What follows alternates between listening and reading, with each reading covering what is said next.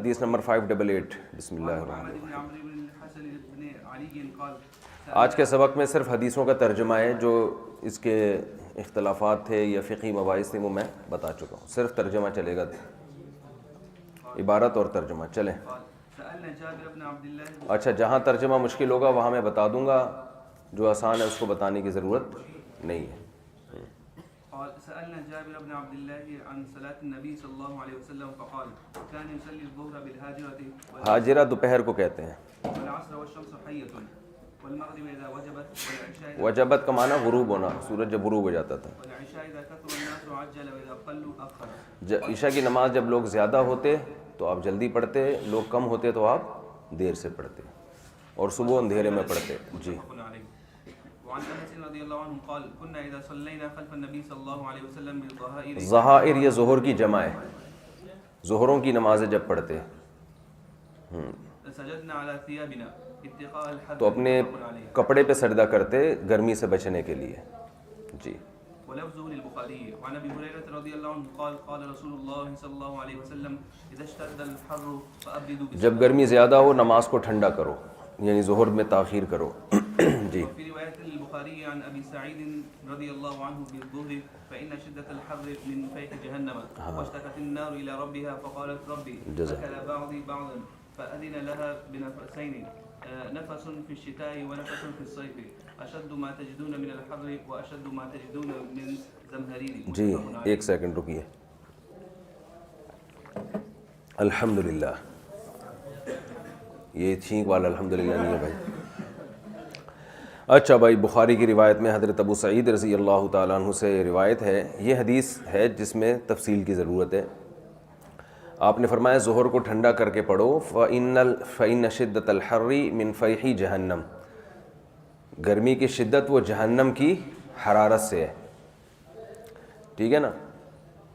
وَاشْتَكَتِ النَّارُ إِلَىٰ رَبِّهَا، اور آپ نے فرمایا کہ آگ نے اپنے رب سے شکایت کی، یعنی جہنم نے اپنے رب سے شکایت کی. فَقَالَ رَبِّ اکل بعضی بعضا، میرے بعض نے بعض کو کھا لیا ہے. جہنم میں اتنی گرمی ہے، اتنی تیز آگ ہے کہ وہ گھٹن کے معنی میں نا کہ میرا اپنا آپ اپنے آپ کو کھا رہا ہے.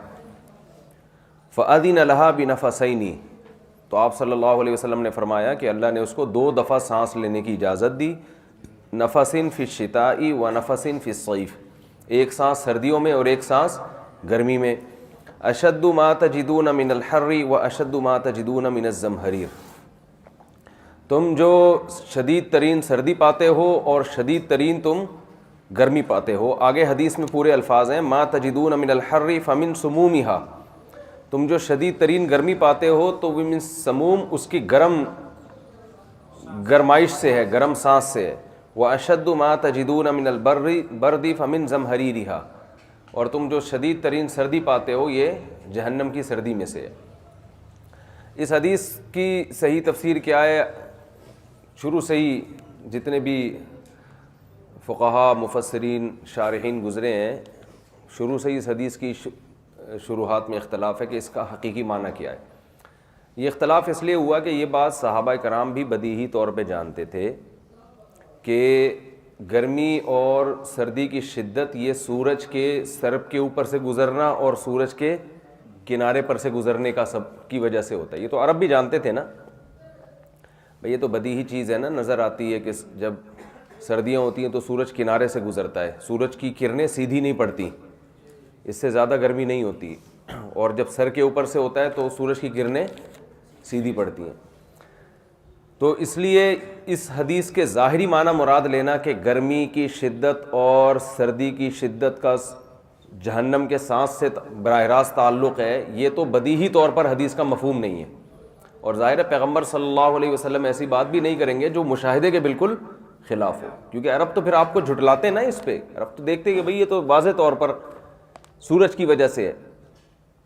بلکہ اس سے زیادہ میں مزید بات کہوں گا، اگر ہم اس حدیث کو اپنے ظاہر پر لیں، اس حدیث کو اپنے ظاہر پر لیں کہ گرمی اور سردی کی شدت جہنم کے سانس لینے سے ہے، تو پھر اس کا مطلب سورج کا اس میں کوئی عمل دخل ہے ہی نہیں. بلکہ یہ جبکہ یہ بات 100% بدیہی ہے کہ گرمی کا تعلق سورج سے. تبھی دیکھو نا رات ٹھنڈی ہوتی ہے جب دوپہر آتی ہے تو موسم گرم ہو جاتا ہے. تو یہ بات تو عرب اپنی آنکھوں سے دیکھ رہے تھے, تو وہ تو اعتراض کا کوئی موقع چھوڑتے نہیں تھے نبی صلی اللہ علیہ وسلم کی نبوت کی. یہ اس لیے میں اتنا جواب دے رہا ہوں کہ آج بہت سے ملحد اس حدیث کو بنیاد بنا کے رسول اللہ صلی اللہ علیہ وسلم کی ذات پر اعتراض کرتے ہیں کہ سائنس کے خلاف باتیں کی ہیں. تو کوئی سائنس کی کوئی بہت پیچیدہ تحقیق ہوتی نا, اس کے خلاف بات ہوتی تو ہم کہتے ہیں کہ معاذ اللہ نبی صلی اللہ علیہ وسلم کو پتہ نہیں تھا سائنسی تحقیق کا اور آپ نے اس کے خلاف ایک بات کہہ دی, بعد میں وہ غلط ثابت ہو گئی. لیکن یہ سائنسی تحقیق ایسی نہیں ہے جو سائنسدان گہرائی میں گھس کے کنویں میں گھس کے کوئی بیٹھ کے تحقیق کی ہو. تو یہ تو نظر آنے والی چیز ہے نا, کہ صحابہ بھی جانتے ہیں کہ گرمی کا اور سردی کا تعلق سورج سے ہے, رات ٹھنڈی ہوتی ہے, دن میں اکثر گرمی ہوتی ہے. تو اس لیے اس پر اجماع ہے کہ یہ حدیث اپنے ظاہر پر نہیں ہے, یہ حدیث اپنے ظاہر پر نہیں ہے. تو اب اس کا مفہوم دو مفہوم بیان کیے گئے ہیں. ایک مفہوم تو یہ بیان کیا گیا ہے کہ بھائی جہنم نہ ہم نے دیکھی ہے نہ اس کی پوری حقیقت ہمیں معلوم. تو عین ممکن ہے کہ یہ حدیث کا مطلب یہ ہو کہ واقعی جہنم اس طرح سے گیس خارج کرتی ہو اپنی ہیٹ کو, جس کو نفس سے تعبیر کیا, سانس لینے سے, اور ایک دفعہ ہیٹ خارج کرتی اور ایک دفعہ نہیں کرتی خارج, جس کو ہم ٹھنڈک خارج کرنے سے تعبیر کیا ہے.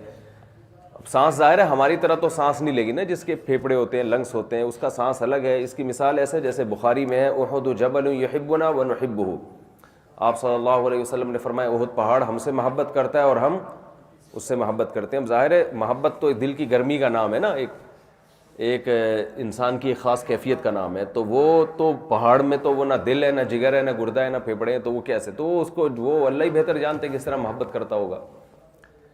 تو یہاں بھی ایسا ہی ہے کہ جہنم کس طرح سانس لیتی ہے یہ اللہ ہی بہتر جانتے ہیں. تو ایک مفہوم یہ بیان کیا گیا ہے کہ اس بات کا پورا امکان ہے کہ جہنم, یہ جتنے سورج ستاروں میں جو تپش ہے, آگ ہے, اس کا جہنم سے کوئی لینا دینا ہو, کیونکہ ہم سائنس پوری کائنات کی ہے کہ ایک حقیقت پر مطلع نہیں ہوئی ہے.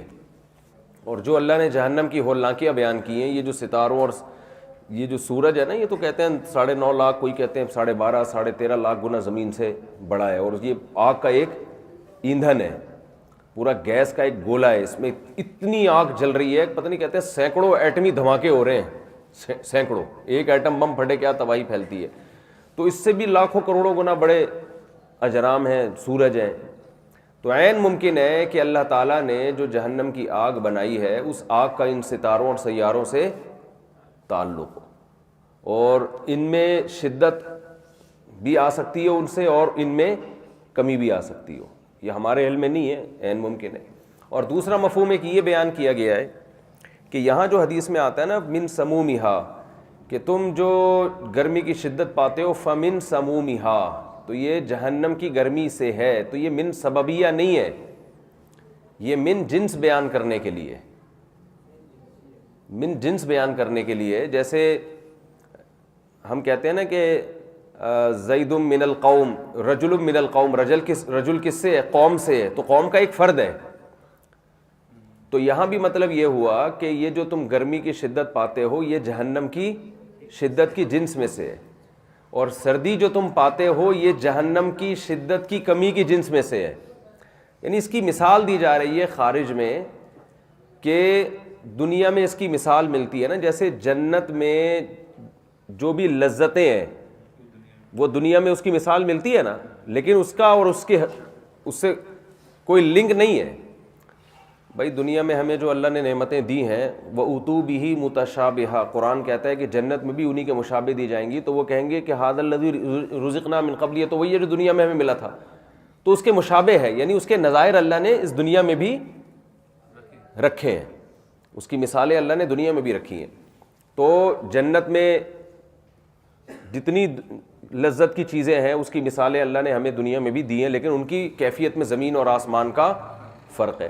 تو نبی صلی اللہ علیہ وسلم نے یہاں یہ بتایا کہ یہ جو گرمی تم محسوس کرتے ہو یہ بھی جہنم کی گرمی کی جنس میں سے ہے, اس کی مثال اللہ نے دنیا میں رکھی ہوئی ہے.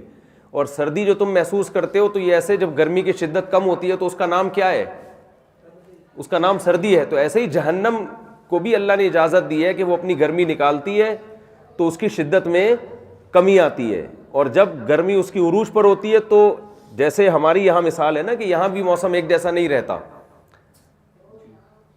تو یہ نظیر ہے یہ دنیا کی آگ اور آخرت کی آگ کو سمجھانے کے لیے. اور یہ تعویل اقرب الی القیاس اس لیے ہے کہ رسول اللہ صلی اللہ علیہ وسلم کا جو موضوع ہے وہ سائنس نہیں ہے. آپ صلی اللہ علیہ وسلم کا موضوع ہے جنت اور جہنم کو سمجھانا.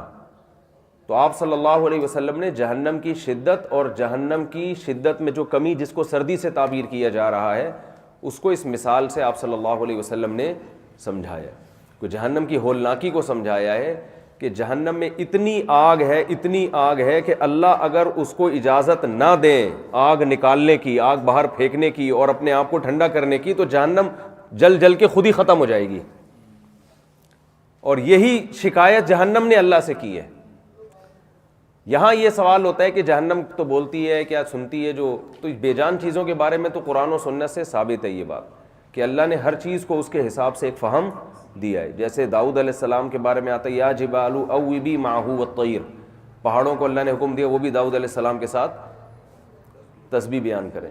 احد پہاڑ کے بارے میں صحیح حدیث ہے کہ وہ نبی نے فرمایا. اسی طرح آپ صلی اللہ علیہ وسلم ایک ستون کو کھڑے ہو کر خطبہ دیا کرتے تھے، تو جب آپ نے چھوڑا ہے تو وہ ستون رونے لگا. یہ تو تمام صحابہ نے وہاں مشاہدہ کیا ہے، اس کے تو راوی صحابہ ہیں، یعنی یہ تو نبی نہیں بتا رہے کہ یہ سنتا ہے، وہ تو معجزاتی طور پر اللہ نے اس کا رونا سنوایا. تو ہر جاندار چیز کو اللہ نے اس کے حساب سے خاص سینس دی ہے. حساب اس لیے کہ اس کو ہم اپنی سینس پہ قیاس نہیں کر سکتے. وَإِن مِّن شَيْءٍ إِلَّا يُسَبِّحُ بِحَمْدِهِ وَلَٰكِن لَّا تَفْقَهُونَ تَسْبِيحَهُمْ. قرآن کہتا ہے ہر چیز اللہ کی حمد و ثنا کرتی ہے مگر تم اس کی حمد و ثنا نہیں سنتے ہو. تبھی جہنم کے بارے میں قرآن میں یوم نقول لجہنم هل امتلأت وتقول هل من مزید، جس دن ہم جہنم سے کہیں گے کیا تو بھر گئی ہے، تو وہ جواب میں کہے گی نہیں مزید چاہیے. تو یعنی اس میں اتنی گنجائش اللہ نے رکھی ہے کہ اس کا پیٹ آسانی سے بھرے گا نہیں. تو جو بھی جہنم کی ہولناکی کو بیان کرنے کا اسلوب تھا قرآن نے بھی اختیار کیا اور رسول اللہ صلی اللہ علیہ وسلم نے بھی اس اسلوب کو اختیار کیا. تو اس کو اس پہ لے کے جانا بالکل ظاہر سے کہ یہاں کی گرمی اور شدت کا گویا سورج سے تعلق ہی نہیں ہے، تو یہ بداہت کے بالکل خلاف ہے. اور صحابہ بھی اس کا یہ معنی مراد نہیں لیتے تھے، لے بھی نہیں سکتے تھے اس کا یہ معنی. چلیں آگے. وفي رواية البخاري فأشد ما تجدون من الحر فمن سمومها وأشد ما تجدون من البرد فمن زمهريرها. اچھا یہاں پر بعض حضرات قائل ہیں کہ جہنم میں زمہریر بھی ایک طبقہ ایسا ہے جو بہت ٹھنڈا ہوگا، وہ بھی ایک سزا کا طریقہ ہے. بھئی جہنم تو آگ کا نام ہے نا، تو اس حدیث سے بعض لوگوں نے استدلال کیا کہ جہنم میں سردی بھی ہوگی، یعنی ایک طبقہ ایسا ہے جس کو سخت سردی کا عذاب دیا جائے گا. لیکن حضرت مفتی رشید احمد صاحب رحمہ اللہ نے ایس الفتاویٰ کی دوسری جلد میں اس پر پورا رسالہ لکھا ہے کہ اس کی کوئی حقیقت نہیں ہے. یہ قرآن میں جہنم کو تعبیر ہی نار سے کیا گیا، فاتقوا النار التی اعدت للکافرین، اس آگ سے بچو جو اللہ نے کافروں کے لیے تیار کر کے رکھی. تو یہ روایت اگرچہ صحیح روایت ہے مگر یہ قرآن کی اور دیگر جتنی بھی احادیث ہیں ان میں جو متواتر آیات اور احادیث ہیں ان کے مقابل کی نہیں ہو سکتی. تو اس سے یہ استدلال کرنا کہ جہنم میں زمہریر طبقہ بھی ہے، حضرت نے اس پہ بہت سخت رد کیا ہے. چلیں جی.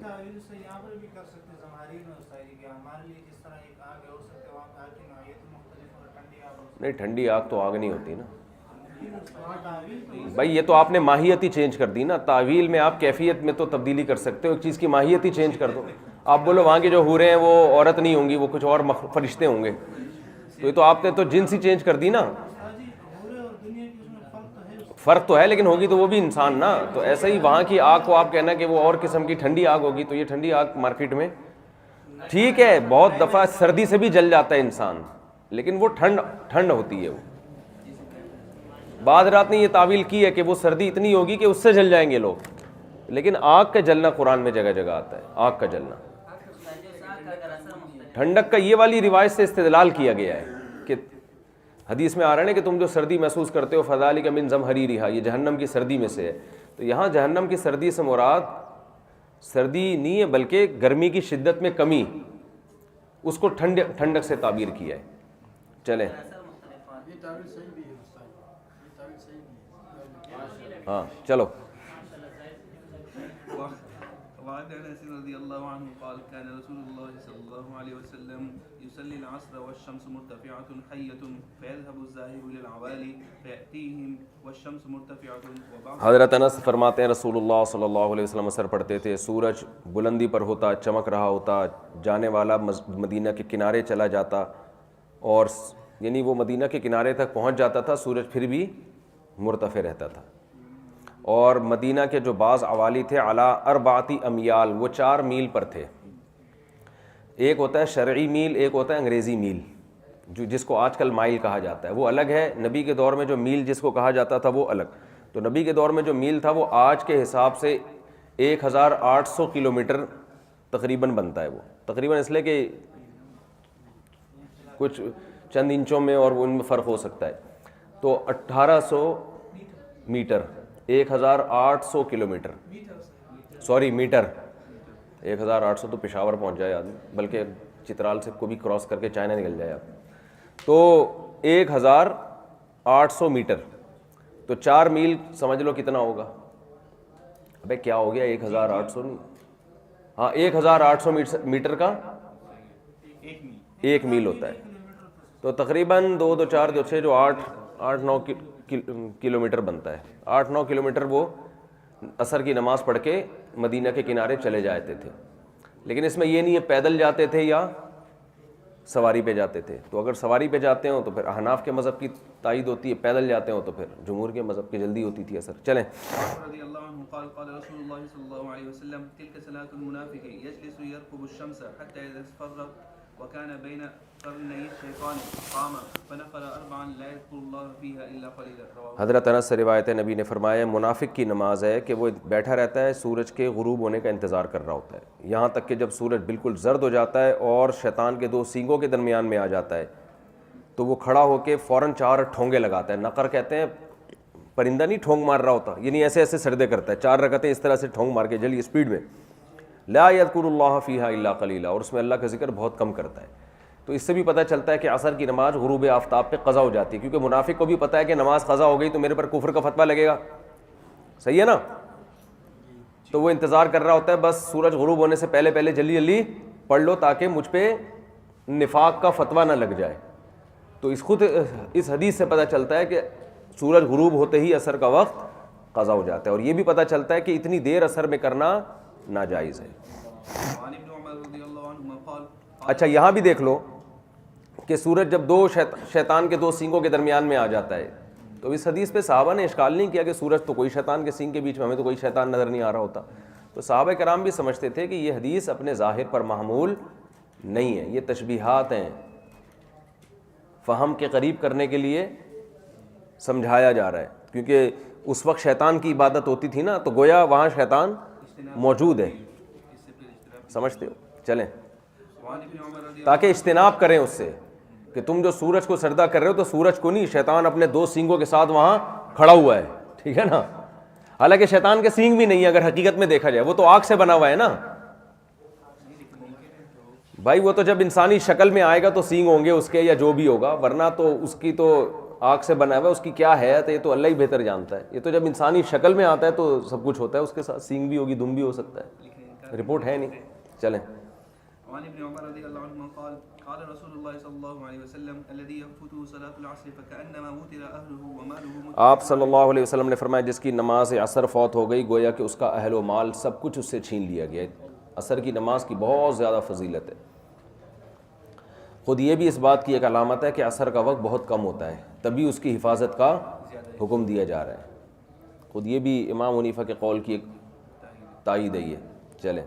وعن بريدة رضي الله عنه قال قال رسول الله صلى الله عليه وسلم من ترك صلاة العصر فقد حبط عمله. جس نے عصر کی نماز چھوڑ دی اس کے عمل برباد ہو گئے.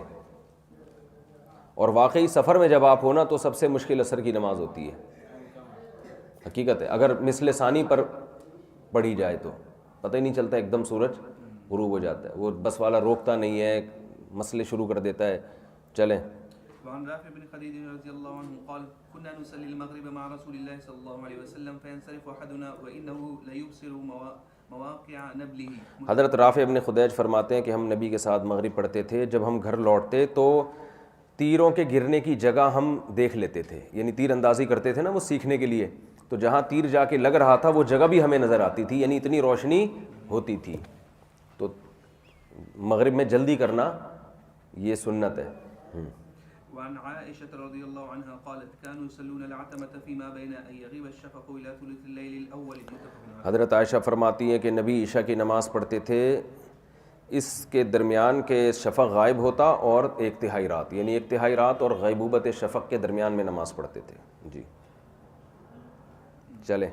وعنها رضي الله عنها قالت كان رسول الله صلى الله عليه وسلم يصلي الصبح فتنصرف النساء متلفعات بمروت، مرت چادر کو کہتے ہیں، مروت اس کی جمع. نبی صلی اللہ علیہ وسلم فجر پڑھتے تھے، عورتیں گھر کو جب جاتیں تو چادروں میں لپٹی بھی ہوتیں اور اندھیرے کی وجہ سے پہچانی نہیں جاتی تھیں. تو دونوں روایتیں ملتی ہیں. کبھی آپ نے اکثر تو یہ ہوتا ہے کہ نبی صلی اللہ علیہ وسلم فجر بہت زیادہ لمبی پڑھا کرتے تھے کہ روشنی میں ختم ہوتی تھی وہ. چلیں. یہ بھی ممکن ہے کہ سردیوں میں یہ ہوتا ہو، کیونکہ سردیوں میں بہت لمبی نماز پڑھنے کے بعد بھی اندھیرا باقی رہتا ہے. سردیوں میں صبح صادق میں اور طلوع شمس میں بہت وقفہ ہوتا ہے. چلیں. فلما فرغ من سحورهما قام نبي الله إلى الصلاة فصلى. قلنا لأنس كم كان بين فراغهما من سحورهما ودخولهما في الصلاة؟ قال قدر ما يقرأ الرجل. حضرت قتادہ فرماتے ہیں کہ نبی صلی اللہ، حضرت انس سے روایت کرتے ہیں کہ رسول اللہ صلی اللہ علیہ وسلم اور زید بن ثابت نے سحری کی. فلما فرغا من سحورهما، جب سحری سے فارغ ہوئے تو نبی صلی اللہ علیہ وسلم نماز کے لیے کھڑے ہوئے، نماز پڑھائی. تو حضرت قتادہ کہتے ہیں ہم نے حضرت انس سے پوچھا کہ نبی صلی اللہ علیہ وسلم کے سحری کے اور نماز میں داخلے میں کتنا ٹائم تھا، یعنی سحری کے بعد کتنی دیر بعد آپ نے فجر کی نماز کھڑی کی ہے. تو فرمایا اتنی دیر جتنی دیر میں لوگ 50 آیتیں تلاوت کر لیتے ہیں. سمجھتے ہو؟ چلو. پہلے زمانے میں ٹائم بتانے کا یہی طریقہ تھا. صحیح ہے نا، کہ جتنی دیر میں ہم یہاں سے وہاں. آگے حدیث آ رہی ہے کہ عصر میں اور مغرب میں اتنا فاصلہ ہوتا تھا کہ اونٹ ذبح کر کے کھا لیتے تھے ہم لوگ.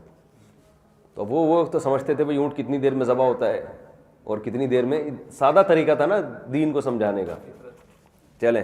وعن ابي ذر رضي الله عنه قال قال رسول الله صلى الله عليه وسلم كيف انت اذا كانت عليك امراء يميتون الصلاه او يؤخرون او قال يؤخرون عن وقتها قلت فما تأمروني قال صلي صلاة لوقتها فإن أدركتها معهم فصلي فإنها نافلة. حضرت ابو ذر سے روایت ہے رسول اللہ صلی اللہ علیہ وسلم نے فرمایا اس وقت تمہارا کیا حال ہوگا جب ایسے امیر آئیں گے، ایسے بادشاہ آئیں گے جو نماز کو ضائع کر دیں گے، یا یوں فرمایا کہ تاخیر کر دیں گے، یعنی اپنے وقت سے. جیسے حجاج بن یوسف جب جمعے کی نماز پڑھاتا تھا تو وہ نماز پڑھاتے پڑھاتے عصر کا وقت داخل کر دیتا، اتنا لمبا خطبہ کرتا تھا وہ. تو پھر صحابہ کیا کرتے تھے؟ تو نبی نے حضرت ابو ذر نے پوچھا کہ ہمیں پھر آپ کیا حکم دیتے ہیں؟ فرمایا نماز وقت پہ پڑھ لو، پھر اگر ان کے ساتھ بھی نماز پاؤ تو دوبارہ پڑھ لو جا کے، ان کے شر سے بچنے کے لیے. اور یہ دوسری نماز آپ کے لیے کیا بن جائے گی؟ نفل. تو یہی ہے کہ ظالم بادشاہ کے شر سے بچنے کے لیے اگر وہ وقت پہ پڑھ رہا ہے پھر تو اسی کے پیچھے پڑھنی پڑے گی نا نماز. لیکن اگر وہ وقت سے قضا کر رہا ہے تو اب نماز اس کی وجہ سے قضا نہیں کی جا سکتی، پہلے ٹائم پہ پڑھ لی جائے اور بعد میں. اب دیکھو یہاں بھی یہ بھی جمع بین الصلاتین کے خلاف دلیل ہے، یہ بھی قوی عذر تھا. اگر دو نمازیں اس طرح سے اجازت ہوتی کہ ایک نماز کو قضا کر کے دوسرے وقت میں داخل کر دیا جائے تو ظہر اور عصر ملا کے پڑھنے کا حکم دے دیا جاتا کہ بھئی ظالم بادشاہ ہے اور وہ نمازیں ٹائم پہ نہیں پڑھ رہا، اور آپ یہ اس سے بڑا عذر کیا ہو سکتا ہے؟ بارش سے بڑا عذر تو یہ ہے. تو حکم دیا گیا کہ نہیں بھئی آپ اپنی وقت پہ نماز پڑھ کے اس کے ساتھ شامل ہو جائیں. چلیں. وعن ابي هريره رضي الله عنه قال قال رسول الله صلى الله عليه وسلم من ادرك ركعه من الصبح قبل ان تطلع الشمس فقد ادرك الصبح ومن ادرك ركعه من العصر قبل ان تغرب الشمس فقد ادرك العصر. متفق عليه. حضرت ابو ہریرہ سے روایت ہے رسول اللہ صلی اللہ علیہ وسلم نے فرمایا جس نے صبح سے پہلے ایک رکعت پا لی اس سے پہلے کہ سورج طلوع ہو تو اس نے صبح کی نماز پا لی، اور جس نے عصر کی رکعت پا لی سورج غروب ہونے سے پہلے تو اس نے عصر کی نماز پا لی. متفق علیہ. جمہور کا اس حدیث کی بیس پر یہی مذہب ہے کہ فجر کی نماز کی ایک رکعت بھی اگر آپ کو طلوع آفتاب سے پہلے مل گئی تو فجر کی نماز آپ کی ادا ہو جائے گی. اور عصر میں بھی یہی ہے کہ ایک رکعت بھی غروب آفتاب سے پہلے آپ کو مل گئی تو عصر کی نماز بھی آپ کی ادا ہو جائے گی.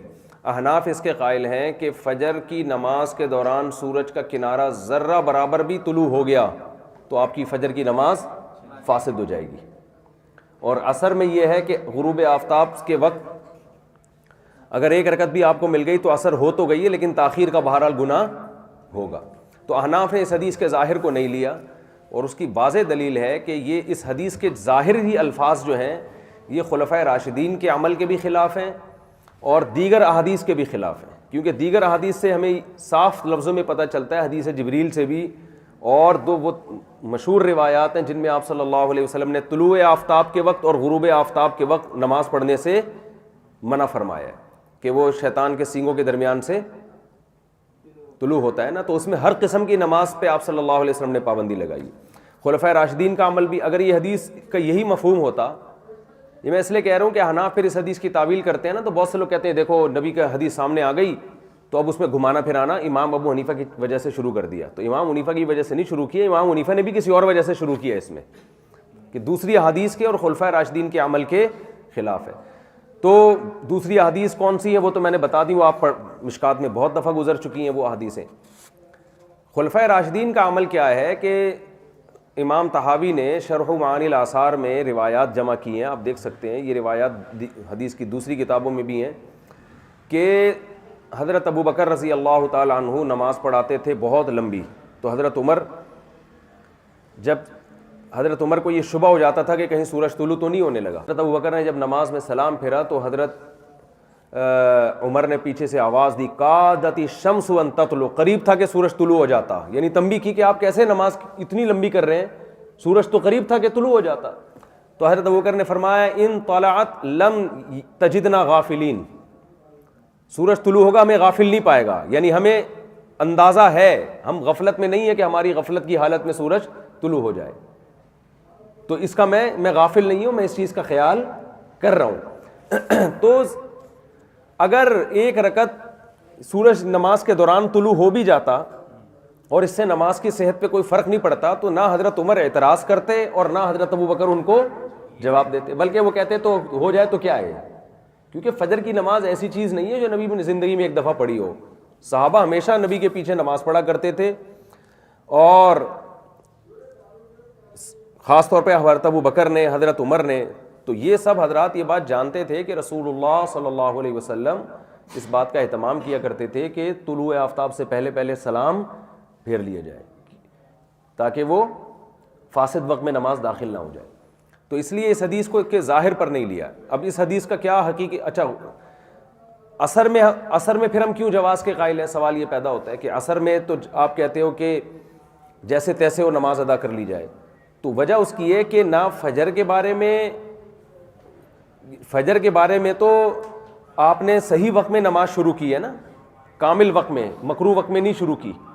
تو جو کامل وقت میں نماز شروع کی ہے تو اس کو کامل وقت میں ہی ادا کرنا ضروری ہے. قیاس بھی تو ایک دلیل شرعی ہے نا. عصر میں آپ نے جب تاخیر کر دی اور شروع ہی آپ اس وقت کر رہے ہو جب مکروہ وقت ہے, ناجائز وقت میں آپ نے شروع کر دی ہے, تو سورج طلوع ہونے سے وہی ہے نا جو مکروہ نماز تھی وہ کیا رہے گی, مکروہ رہے گی. تو ایک فاسد کی بنا فاسد پر تو ہو سکتی ہے, ایک فاسد کی بنا صحیح پر نہیں ہو سکتی. اس لیے ہم کہتے ہیں غلط وہاں بھی کیا ہے لیکن اب کر لیا تو اس کو مکمل کر لے. سمجھتے ہیں؟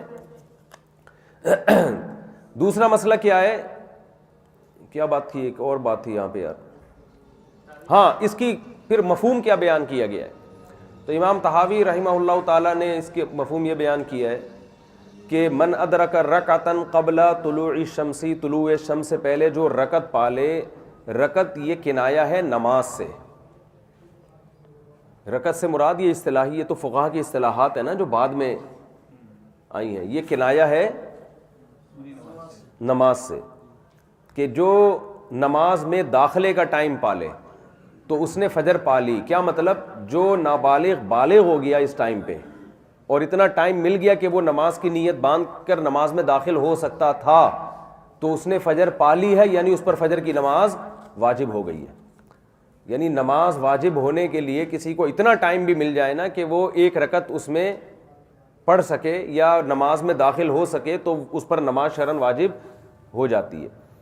یا کوئی شخص بالغ ہوا اس ٹائم پہ, یہ حائضہ عورت کا حیض بند ہو گیا, بھائی کوئی عورت کو رات کو بھی حیض آ رہا تھا تو صبح اس نے دیکھا کہ حیض ایسے ٹائم پہ بند ہوا ہے کہ میں جلدی سے غسل کر کے مصلی پہ کھڑے ہو کر نیت باندھ سکتی تھی، تو جس نے اتنا ٹائم فجر سے پہلے یا مغرب سے پہلے پا لیا تو اس نے فجر کی نماز پا لی، یعنی اس پر فجر واجب ہو گئی ہے۔ وہ الگ بات ہے کہ اس ٹائم پہ یہ پڑھے گی نہیں، لیکن نماز اس پر واجب ہو گئی ہے۔ تو اور بھی اس کے مفہوم بیان کیے گئے ہیں، تو وہ تعویل میں تو اختلاف ہو سکتا ہے، یہ والی تعویل صحیح ہے یا یہ والی تعویل صحیح ہے، لیکن یہ تعویل نبی کے قول کو رد کرنے کے لیے نہیں ہے، بلکہ نبی کے جو مشہور قول ہے جس پر پوری امت کا ہمیشہ سے عمل رہا ہے کہ ان وقتوں میں نماز پڑھنے کی آپ نے اجازت نہیں دی، اور خلفائے راشدین کا جو عمل ہے، جو نبی کے عمل کو زیادہ سمجھتے تھے، ان کو سامنے رکھ کر یہ تعویل کی گئی ہے۔ تو تعویل یہ ہے، اور بھی کچھ تعویلات کی گئی ہیں، تو اس سے غرض نہیں ہے، غرض اس سے ہے کہ یہ حدیث دیگر مشہور حدیثوں کے خلاف ہے اور صحابہ کے عمل کے بھی خلاف ہے۔ جی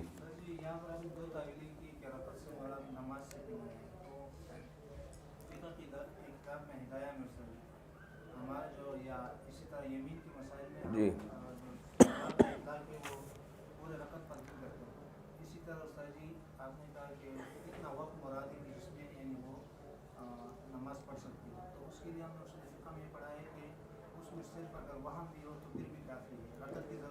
نہیں، یہ لفظ رکعت یہ کنایہ ہے دخول فی الصلاح سے، کہ نماز میں داخل ہو سکے، ہاں چاہے پوری رکعت ہو یا نہ ہو، یہ رکعت سے وہ رکعت مراد نہیں ہے، یہ رکعت کنایہ ہے نماز سے، تو نماز میں داخل ہونے کا امکان ہو، غسل کر کے تکبیر تحریمہ کہہ کے پراپر طریقے سے نماز میں داخل ہو سکتا ہو۔ حدیث میں تو کنایات استعمال ہوتے ہیں نا، تو بہرحال اس حدیث کے ظاہر کو حناف نے چھوڑا ہے، اب چاہے اس کی کوئی بھی تعویل ہو، چاہے اس کی کوئی بھی تعویل ہو، لیکن یہ تعویل کی اس لیے جا رہی ہے کہ یہ حدیث دیگر حدیثوں کے خلاف ہے، اور وہ حدیثیں زیادہ کثرت سے بھی مروی ہیں اور ان کا مفہوم بھی واضح ہے، اور خلفائے راشدین کے عمل سے اس کی تائید بھی ہو رہی ہے، تو اس لیے ان حدیثوں کو اصل رکھا ہے اور اس میں تعویل کی ہے۔ چلیں،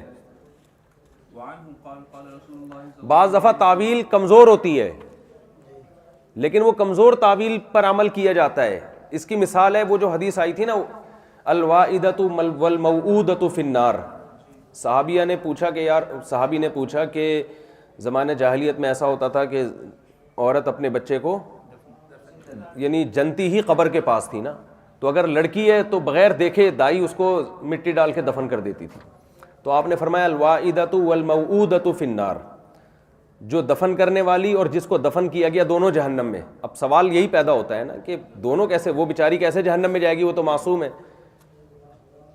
تو علماء نے اس حدیث کی بھی تعویل کی ہے، یہاں صلہ محذوف ہے، الموعودۃ لہا، وہ عورت جس کے لیے بچہ دفن کیا گیا، یعنی ماں بھی جہنم میں جائے گی۔ اور اب کوئی یہ کہہ سکتا ہے کہ آپ یہ حدیث کی اتنی گھما پھرا کے تعویل کر رہے ہو، بھائی گھما پھرا کے اس لیے کر رہے ہیں کہ یہ حدیث قرآن کی درجنوں آیتوں کے خلاف ہے اور خود دیگر حدیثوں کے بھی خلاف ہے۔ قرآن کی آیتوں کے خلاف کیسے؟ وَمَا كُنَّا مُعَذِّبِينَ حَتَّى نَبْعَثَ رَسُولًا، جب تک حجت تمام نہیں ہو جاتی اللہ فرماتے ہم کسی قوم کو عذاب نہیں دیتے۔ نابالغ پہ تو حجت پوری امت کا اجماع ہے کہ نابالغ شرعی حکام کا مکلف نہیں ہے، تو جب شرعی حکام کا تکلیف کی عمر ہی شروع نہیں ہوئی تو وہ جنت اور جہنم کیسے؟ جنت تو اللہ اپنے چلو فضل سے بھیج دینا، اس کے لیے تو عمل ہونا ضروری نہیں ہے، جہنم میں کیسے چلا گیا؟ اور ہم جب تک حجت تمام نہ کر دیں پیغمبروں کے ذریعے، اور بہت ساری اس بارے میں روایتیں، ولا یظلم ربک احدا، تیرا رب کسی پہ ظلم نہیں کرے گا۔ تو یہاں ظلم سے مراد جو ہے وہ تو عرف میں جس کو ظلم سمجھا جاتا ہے نا، عرف میں تو اس کو ظلم سمجھا جاتا ہے کہ بغیر عمل کے کسی کو آپ سزا دیں۔ پھر قرآن میں خود یہ ہے کہ وَإِذَا الْمَوْعُودَةُ سُئِلَتْ بِأَيِّ ذَنبٍ قُتِلَتْ، جس دن زندہ دفن کی ہوئی بچی سے پوچھا جائے گا بتا تجھے کس جرم میں قتل کیا گیا، تو بغیر جرم کے اس کو قتل کرنے پر جب اللہ اس کے باپ سے انتقام لے گا تو اللہ بغیر جرم میں اس کو کیسے اس سے بڑی سزا دے سکتا ہے؟ آگ میں ڈالنا، اور وہ بھی ہمیشہ ہمیشہ کی آگ۔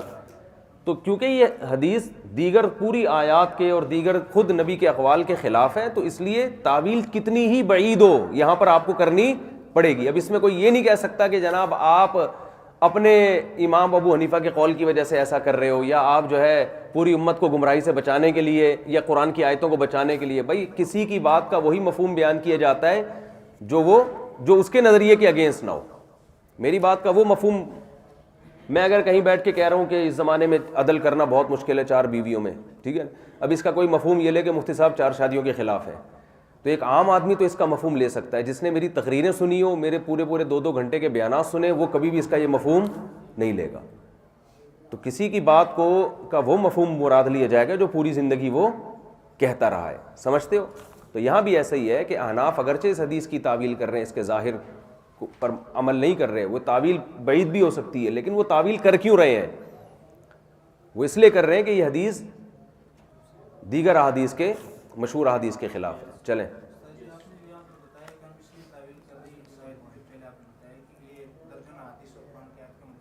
یا ذرا پانی دی.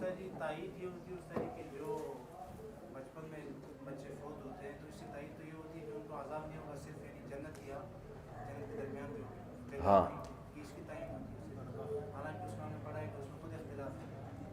نہیں, دیکھو اس میں جو اختلاف ہے, راجح قول تو یہی ہے نا, جب بھی حدیث کوئی آتی ہے تو لوگ ظاہر پہ عمل کر کے, بعض لوگ ظاہر پر عمل کرتے ہیں, لیکن جمہور کا مذہب کیا ہے اس بارے میں, جو راجح قول ہے وہ اس بارے میں کیا ہے؟ تو راجح قول تو یہی ہے جو جمہور کا مذہب ہے. علامہ نووی, امام بخاری تک, امام علامہ نووی رحمۃ اللہ تو کتنے, چلو امام بخاری کا شمار محدثین میں ہوتا ہے, فقہا میں ان کا شمار نہیں کیا جاتا, لیکن علامہ نووی رحمۃ اللہ علیہ جو شافعی فقہ کے بہت بڑے عالم تھے, انہوں نے تو پورا اس پہ تحریر لکھی ہے اور ثابت کیا کہ جو غیر مسلم بچے ہیں وہ جہنم میں نہیں جائیں گے. جنت کا نہیں پتہ میں جائیں گے کہ نہیں جائیں گے, جہنم میں نہیں جائیں گے. مسلم بچے جو مسلمانوں کے بچے ہیں وہ تو ماں باپ کی وجہ سے جنت میں جائیں گے. دیکھو غریبی میں جنت تو ملے گی, لیکن اللہ کی رحمت سے یہ بعید ہے کہ وہ غریبی میں جہنم میں ڈالے کسی کو. سمجھتے ہو؟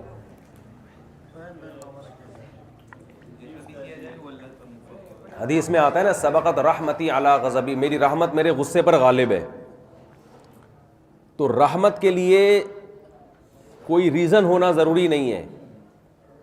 جو آخرت کی سزا ہے اس کے لیے کوئی ریزن ہونا وہ اللہ بلا وجہ نہیں کرے گا. تبھی تو قرآن بار بار کہتا ہے, ہم ان سے پوچھیں گے الم یاتکم رسل منکم, کیا تمہارے پاس پیغمبر نہیں آئے تھے ڈرانے کے لیے؟ یہ سب سوالات اللہ کیوں پوچھیں گے جہنمیوں سے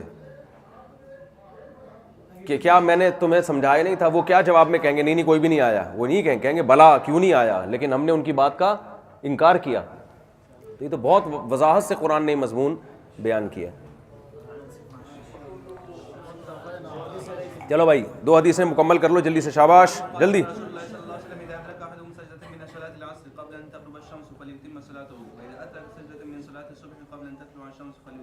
اس حدیث کا مفہوم کل بیان کروں گا, وقت پورا ہو چکا ہے. جزاک اللہ.